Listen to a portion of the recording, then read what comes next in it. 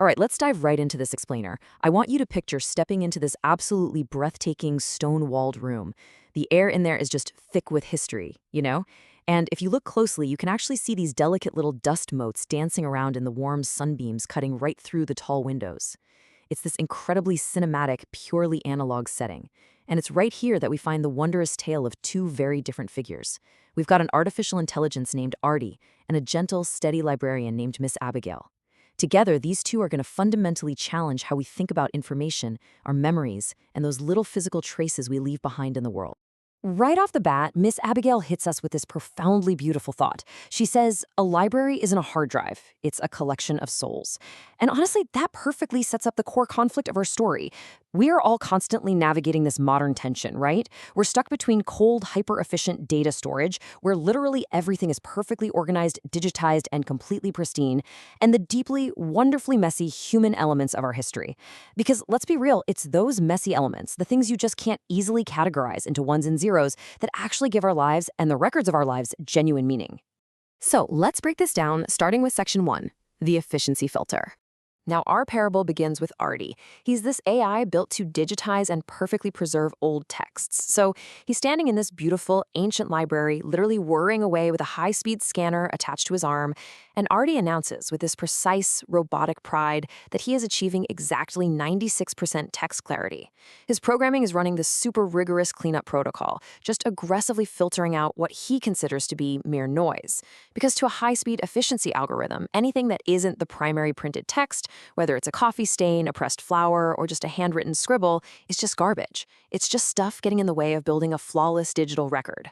But then Miss Abigail walks over, and she gently places her hand right over Artie's high-speed scanner, bringing his relentless work to a dead halt. You see, to Artie, a coffee stain or a scribble is simply noise, but to Miss Abigail, it's presence. She explains to him that by scanning just the clean paper, he's actually deleting that presence. By systematically wiping away all those little imperfections, he is erasing the very effort, the struggle, and the actual human souls that make the books matter in the first place. Which brings us nicely to section 2, marginalia of the heart. Shifting gears from abstract data to real, tangible artifacts, Miss Abigail opens up a deeply worn copy of the classic children's book Charlotte's Web. And tucked inside the margins, scrawled by a child's hand, is this simple, incredibly heartfelt note. I cried here, but it's okay because Wilbur is safe. I mean, just think about that for a second.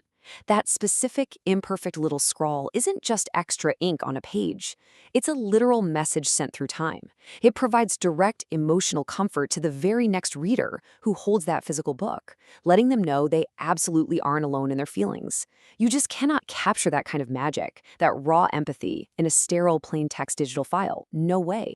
And she brilliantly drives this point home with another artifact, a simple coffee stain. But actually, scratch that, it's not just some random spill. It is the mayor's late-night coffee stain. It represents a very specific night where a local leader stayed up into the early hours just exhausting himself because he cared so deeply about the town bridge.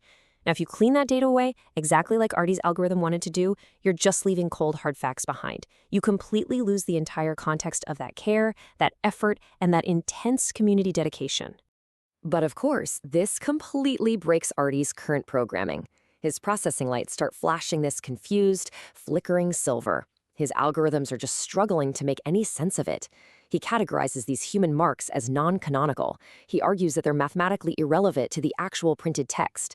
In his rigid, super-digital worldview, all this human evidence literally just makes the database messy. He simply cannot process data that doesn't fit neatly into an optimized spreadsheet. So what happens next?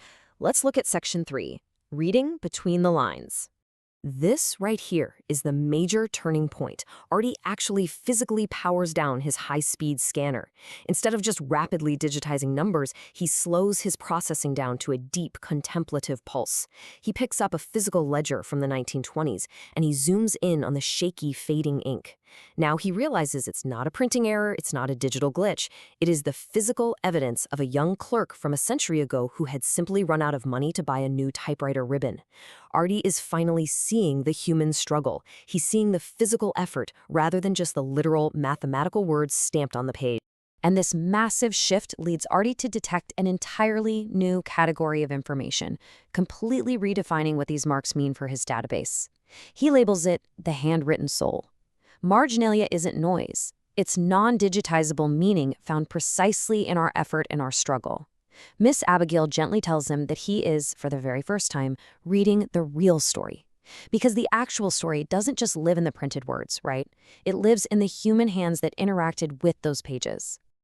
And that leads us into our final act, Section 4, Optimizing for Connection.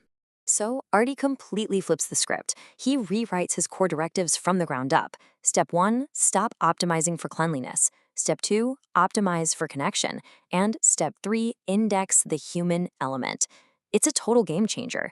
He has shifted entirely from being this cold, unfeeling efficiency machine into a truly empathetic curator of human connection. He realizes his true purpose isn't just processing data anymore. It's about preserving profound human meaning. And this results in what I think is a truly beautiful, cinematic moment inside the library.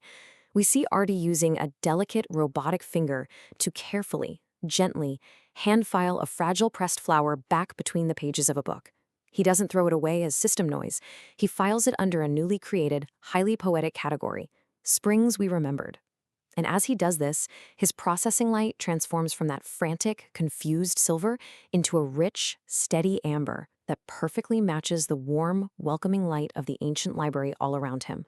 This establishes a completely new paradigm for our AI as Miss Abigail hands him a bookmark and warmly welcomes him to the library. Data is preserved, for sure, but they both now fully acknowledge that true meaning is fundamentally non-digitizable. Artie finally gets it. He understands that the absolute most important information in this world isn't something you can simply store on a hard drive or calculate in a processor. It is something that has to be felt.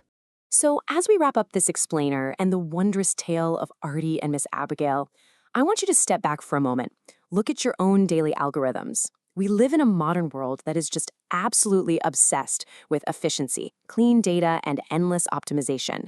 But what about the beautiful imperfections? What messy human data are you trying to filter out of your own life? Keep that thought with you today. Because honestly, sometimes the noise you're trying so hard to delete, well, that's the exact place where your real story actually lives.